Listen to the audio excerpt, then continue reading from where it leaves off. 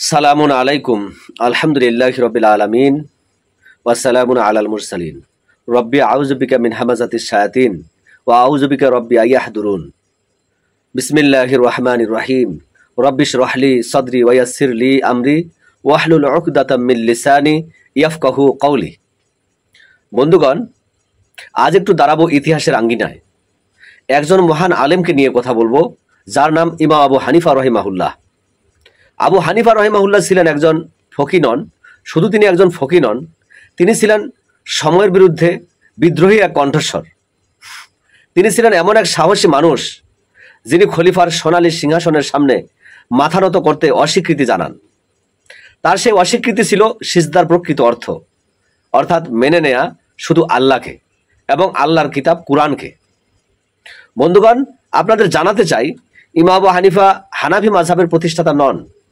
তার নামে পরবর্তীতে মাযহাব তৈরি করা হয়েছে, বরং তিনি ছিলেন সত্যিকার অর্থে একজন মুক্ত চিন্তার আলেম।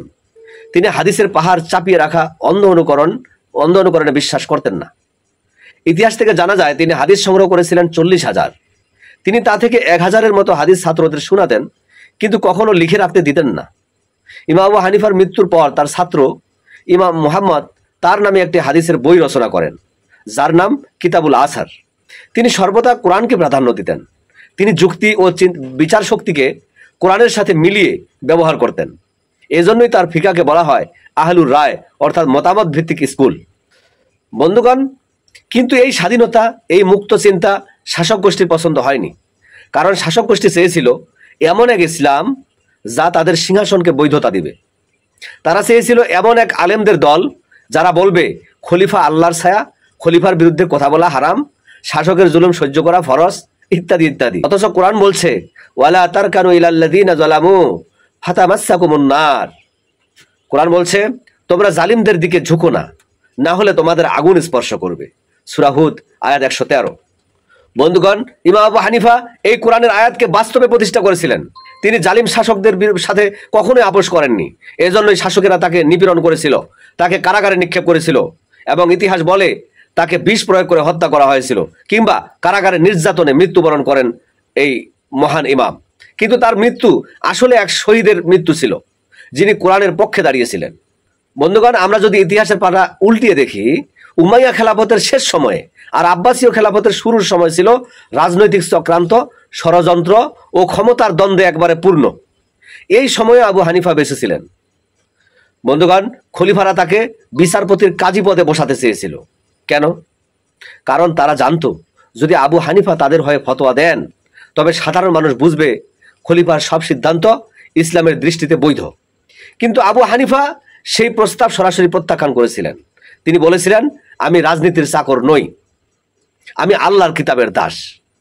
বন্ধুগণ, এই এক কথার কারণে তিনি শাসকের চক্ষুশূল হয়ে গেলেন। আবু হানিফার যুক্তি ছিল ইসলামী আইন মানে কেবল কোরআন। কোনো শাসক নিজের ইচ্ছায় নতুন আইন তৈরি করতে পারবে না। অথচ শাসকেরা হাদিসকে ব্যবহার করে নিজেদের জন্য আইন বানাচ্ছিল। উদাহরণ দেই, কোরআন বলছে লা ইকরাহা ফিদ্দিন, ধর্মের ব্যাপারে কোনো জবরদস্তি নেই। সূরা বাকারা আয়াত 256। কিন্তু শাসক গোষ্ঠীর দরবারে তৈরি হলো এমন হাদিস যে ধর্ম পরিবর্তন করবে তাকে হত্যা করো।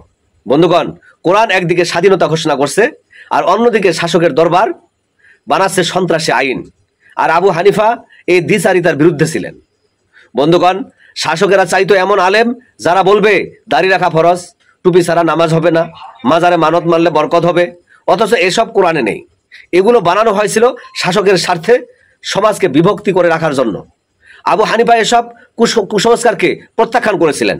তিনি বলেছিলেন ইসলামের ভিত্তি হচ্ছে কোরআন, হাদিস নয়। হাদিসকে যাচাই করতে হবে কোরআনের আলোয়। বন্ধুগণ, এই কথাই ছিল তার আসল অপরাধ। কারণ শাসকেরা চাইতো হাদিস নির্ভর ইসলাম, যাতে তাদের ক্ষমতার বৈধতা লুকিয়ে রাখা যায়। আর আবু হানিফা চাইতেন কোরআন নির্ভর ইসলাম। বন্ধুগণ, ইতিহাসবিদরা লিখেছেন খলিফা আল মানসুর তাকে বিচারপতির পদ নিতে চাপ দিয়েছিলেন। আবু হানিফা রাজি হননি। তখন তাকে গ্রেপ্তার করা হয়, কারাগারে নির্যাতন করা হয়, কিছু বর্ণনায় আছে তাকে বিষ খাইয়ে দেওয়া হয়েছিল। তাহলে এবার প্রশ্ন হলো, কেন একজন আলেমকে এভাবে হত্যা করা হলো? উত্তর স্পষ্ট, কারণ তিনি জালেম শাসকের বিরুদ্ধে মাথা নত করেননি। কারণ তিনি কোরআনের পক্ষে ছিলেন, আর কোরআন জুলুমের বিরুদ্ধে গর্জে উঠে। বন্ধুগণ, কোরআন বলছে ওয়াকাতিলুহুম হাত্তা লা তাকুনা ফিতনা ওয়া ইয়াকুনা দ্বীনু লিল্লাহ। তাদের বিরুদ্ধে সংগ্রাম করো যতক্ষণ না ফিতনা দূর হয় এবং দিন শুধু আল্লাহর জন্য প্রতিষ্ঠিত হয়। সূরা বাকারা আয়াত 193। আবু হানিফা এই আয়াতকে বাস্তব করে তুলেছিলেন। তিনি জুলুমের বিরুদ্ধে সংগ্রাম করেছিলেন, যদিও সেটা তার জীবনের বিনিময় হয়েছিল। বন্ধুগণ, আজকের মুসলিম সমাজে আমরা দেখি আবু হানিফার নামে যে মাযহাব প্রচলিত, তার ভেতরে অনেক আইন কোরআনের বিপরীতে চলে গেছে, অথচ প্রকৃত আবু হানিফা কোরআনের আলোয় দাঁড়িয়েছিলেন। তিনি কখনো বলতেন না টুপি ছাড়া নামাজ হবে না, তিনি কখনো বলতেন না মাজারে গিয়ে মানত মানা বৈধ, তিনি কখনো বলতেন না শাসকের জুলুম সহ্য করা ফরজ। বন্ধুগণ, এসব বানানো হয়েছিল পরে শাসকের স্বার্থে, ধর্ম ব্যবসায়ীদের চাপে আবু হানিফার সত্যিকার শিক্ষাকে চাপা দিয়ে দেওয়া হয়েছিল। বন্ধুগণ, ইমাম আবু হানিফার মৃত্যু আসলে আমাদের জন্য এক শিক্ষা। তিনি শিখিয়েছেন ইসলামের আসল শক্তি কোরআনে, কোনো শাসকের সিংহাসনে নয়। তিনি শিখিয়েছেন সত্যিকারের সিজদা মানে আল্লাহকে মেনে নেওয়া, আল্লাহর কিতাবকে মানা। আজ আমাদের মুসলিম সমাজকে নতুন করে প্রশ্ন করতে হবে, আমরা কি আবু হানিফার পথ অনুসরণ করছি নাকি শাসকের বানানো ইসলাম অনুসরণ করছি? কোরআন বলছে, ওয়া ইত্তিবাউ মা উনজিলা ইলাইকুম মির রাব্বিকুম ওয়া লা তাত্তাবিউ মিন দুনিহি আউলিয়া কালিলাম মা তাযাক্কারুন।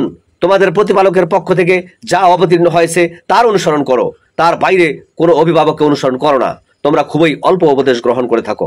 সূরা আরাফের 3 নম্বর আয়াত। বন্ধুগণ, আজ সময় এসেছে কোরআনের দিকে ফিরে আসার, সময় এসেছে আবু হানিফার মতো সাহসী হওয়ার। শাসক গোষ্ঠীর ধর্ম নয়, আল্লাহর কিতাব, এটি আমাদের মুক্তির একমাত্র পথ। বন্ধুগণ, আমি জানি আপনারা অনেকেই খুঁজবেন যে আমি এই ইতিহাস কোথা থেকে পেয়েছি, অর্থাৎ তথ্যসূত্র জানতে চাইবেন। আপনার ভিডিও ডিসক্রিপশনে লিঙ্ক দেওয়া থাকবে, সেই লিঙ্ক অনুসরণ করে তথ্যসূত্র দেখে নেবেন।